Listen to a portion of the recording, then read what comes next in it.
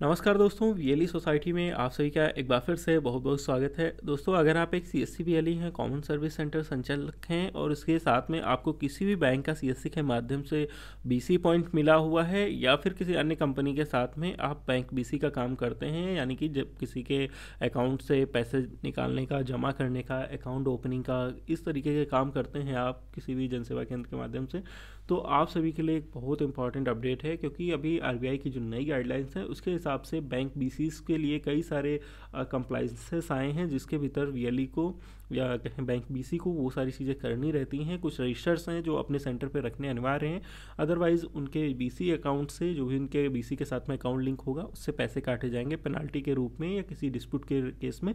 तो क्या है पूरा अपडेट बताने के लिए मैं लिए चल रहा हूँ आपको अपनी कंप्यूटर स्क्रीन पर।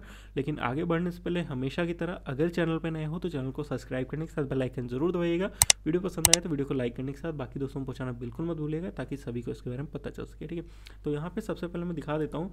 जैसे कि अगर आप देखोगे सीएससी के ऑफिशियल ट्विटर हैंडल पर इसके बारे में ट्वीट करके बताया गया है, advisory for CSC bank BC. और यहाँ पे बताया गया है कि बीसी एजेंट्स को ट्रांजैक्शन रजिस्टर के ऊपर ये है मेन रूप से, बाकी और भी चीज़ें हैं आगे बताऊंगा। लेकिन सबसे पहले जो मेन, अगर आप एक बैंक बीसी हैं या एईपीएस चलाते हैं किसी भी बैंक के साथ में या डिजिपे वगैरह के माध्यम से भी पैसा निकालते हैं, तो आप सभी को अपने सेंटर पर ट्रांजैक्शन रजिस्टर, यानी कि डेली ट्रांजैक्शन रजिस्टर, जिसमें जो आपको लेन देन के बारे में ब्यौरा रखना ज़रूरी है, उनकी ऑल डिटेल्स जो है आपने रजिस्टर में नोट करना ज़रूरी है। अगर आप ऐसा नहीं करते हैं तो ऐसे में आपके लिए परेशानी होगी। प्लस जो है, अगर कोई डिस्प्यूट होता है, तो मान लो कोई कस्टमर कंप्लेंट करता है, कुछ भी करता है, तो ऐसे केस में किसी भी विवाद की स्थिति में ये आपका जो है एक प्रूफ का काम करता है ट्रांजैक्शन रजिस्टर।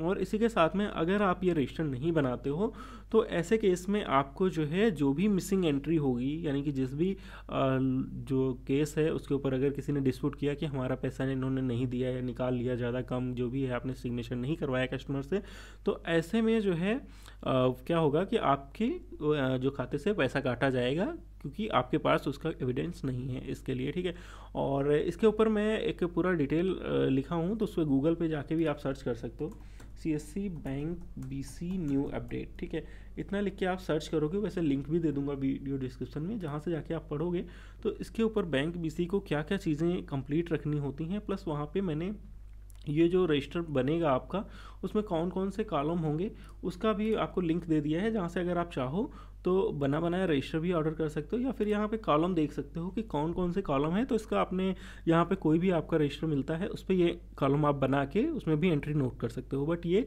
200-250 रुपये का रजिस्टर है, तो ये आपको ज़्यादा ईजी रहेगा, जिसमें सारे कॉलम बने हुए हैं। केवल आपको कस्टमर का नाम, उसका जो है आधार नंबर या जो भी उसने जमा निकासी किया है, वो सारी चीज़ें नोट करके उसके साइन करवाने हैं डेट वाइज। तो ये आपका एक अच्छा रिकॉर्ड का काम करता है। और क्योंकि ये अब आपको बनाना भी है, तो आप चाहो तो बना बनाया ऑर्डर कर सकते हो। लगभग सभी बैंक का यहाँ पे, जो मैंने आपको वीडियो डिस्क्रिप्शन में लिंक दिया है, वहाँ से जाओगे तो सारे के सारे जो रूल आपको फॉलो करने रहते हैं एज अ बैंक बीसी। तो सबसे पहला तो आपका ट्रांजैक्शन रजिस्टर ही होता है, जहाँ पे आपके पास रिकॉर्ड होना चाहिए आपके ट्रांजैक्शंस का। दूसरा होता है अकाउंट ओपनिंग, अगर आप खाता खोलने का भी काम करते हैं तो वहाँ पे अकाउंट ओपनिंग रजिस्टर भी आपको बनाना होता है। और इसी के साथ में आपको एक विजिट रजिस्टर बनाना होता है, जिसमें कोई भी बैंक का या सीएससी की तरफ से कोई आता है तो उसमें आपको साइन वगैरह करवाने रहते हैं।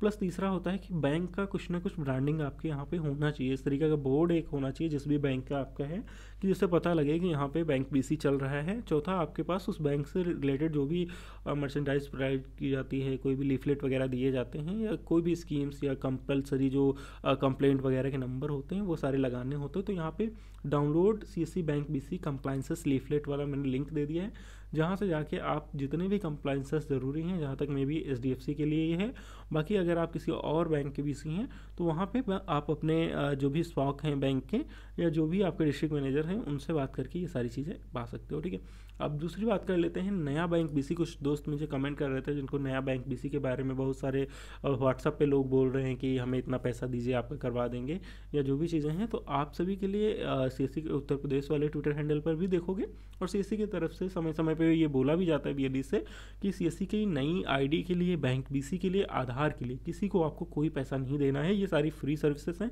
चूँकि अभी सीएससी के माध्यम से बैंक बीसी और आधार का रजिस्ट्रेशन बंद है टारगेट ना होने की वजह से।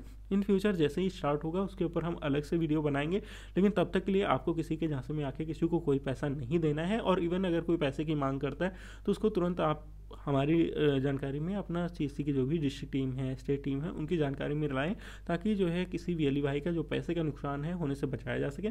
और बाकी अगेन कि अगर आपने अभी तक अपने बैंक बीसी के लिए रजिस्टर्स नहीं बनाए हैं तो आपको मैंने लिंक दे दिया है, वहाँ से जाके ये रजिस्टर्स ऑर्डर कर सकते हो, या फिर इसमें जाके आप देख लेना। तो जो जो कॉलम आपको बनाने हैं वो कॉलम आप बना लेना, और उस तरीके से आप जो है आपका जो ये गाइडलाइंस आई हैं उसके हिसाब से आपके सेंटर पे कोई इफेक्ट नहीं आएगा। तो आशा करता हूँ दोस्तों आपको ये जानकारी अच्छी लगी होगी। अगर वीडियो अच्छी लगी तो लाइक करने के साथ सभी दोस्तों जरूर पूछेगा।